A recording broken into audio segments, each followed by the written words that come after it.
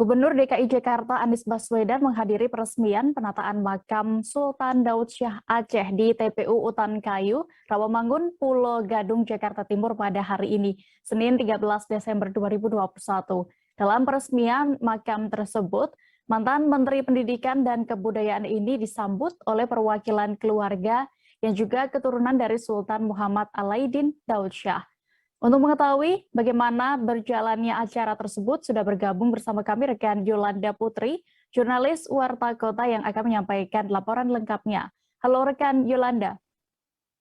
Halo rekan Dea. Rekan Yolanda, Gubernur DKI Jakarta Anies Baswedan ini seperti yang sudah saya sebutkan tadi meresmikan makam Sultan Daud Syah Aceh. Bisa Anda informasikan, gambarkan kembali bagaimana saat peresmian tadi? Ya baik Dea. Gubernur DKI Jakarta Anies Baswedan menghadiri peresmian penataan makam Sultan Muhammad Daud Syah Aceh di TPU Utan Kayu, Rawamangun, Pulau Gadung, Jakarta Timur, Senin pagi tadi. Orang nomor satu di ibu kota ini mengatakan bahwa pemugaran merupakan suatu bentuk penghormatan dirinya kepada seorang pribadi yang melepaskan seluruh hidupnya untuk berjuang bersama rakyat, mengusir kolonialisme. Anies juga berharap pemugaran makam Sultan Muhammad Alaiddin Daud Syah ini harus menjadi tradisi untuk menjaga para pejuang. Dalam peresmian tersebut, dirinya disambut oleh perwakilan keluarga yang juga keturunan dari Sultan Muhammad Alaiddin Daud Syah.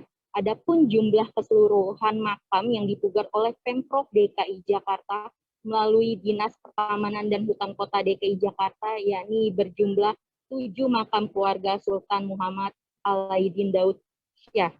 Selain itu juga Anies diberikan siwah dan kopiah Meiko Top Aceh yang merupakan senjata tradisional khas Aceh dari perwakilan keluarga Sultan Muhammad Alaiddin Daud Syah. Begitu dia. Lalu bagaimana tanggapan dari pihak keluarga Sultan Muhammad Daud Syah ini terkait makam leluhurnya yang dipugar oleh Pemprov DKI? Ya, perwakilan keluarga Sultan Muhammad Alaiddin Daud Syah, Tengku Dian Anggraini mengungkapkan rasa bahagianya sebab makam leluhurnya dipugar oleh Pemprov DKI Jakarta. Menurutnya, pemugaran ini kami sangat antusias sekali karena selama ini makam kakek kami, makam Sultan, tidak terlihat oleh khalayak umum. Dengan begitu, dirinya berharap ke depan Sultan Muhammad Alaiddin Daud Syah dapat diangkat sebagai pahlawan nasional oleh pemerintah Indonesia. Gitu dia. Baik, rekan Yolanda, untuk menyegarkan kembali ingatan Tribuners ya terkait Sultan Muhammad Daud Syah, bisa Anda ceritakan mengenai sosoknya?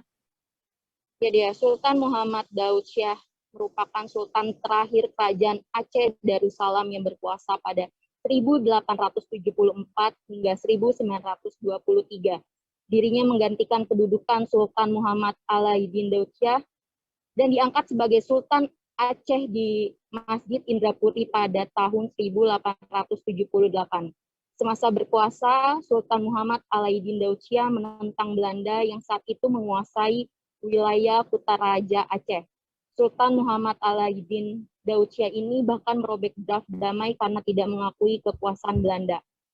Kendati demikian, akhirnya Belanda mengasingkan Sultan Muhammad Alaiddin Daud Syah ini pada tahun 1907. Lalu ia meninggal dunia sebagai tawanan Belanda di Batavia atau sekarang kita kenal sebagai Jakarta pada 6 Februari 1939 dan dimakamkan di TPU Utan Kayu, Rawamangun. Begitu dia.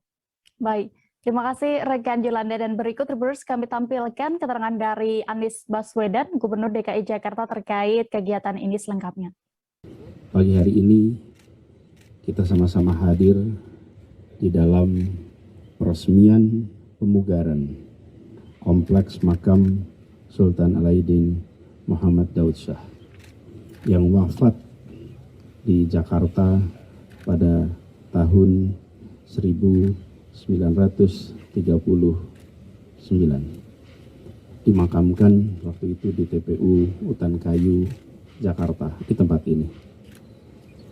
Pemugaran ini adalah bentuk penghormatan kita kepada seorang pribadi yang melepaskan seluruh kenyamanan hidupnya bila ia memilih untuk menjadi komprador, memilih untuk menjadi teman bagi kolonial, tapi ia memilih untuk berjuang bersama rakyat mengusir kolonialisme. Perjuangan itu memiliki ongkos yang amat mahal karena dia melepaskan semua yang menjadi kenyamanannya. Seorang yang dilahirkan di keluarga kesultanan dan memilih berjuang bersama rakyat kebanyakan. Kita berbicara di akhir abad 1800, awal abad 1900. Itu adalah masa di mana kemerdekaan belum terlihat di depan mata.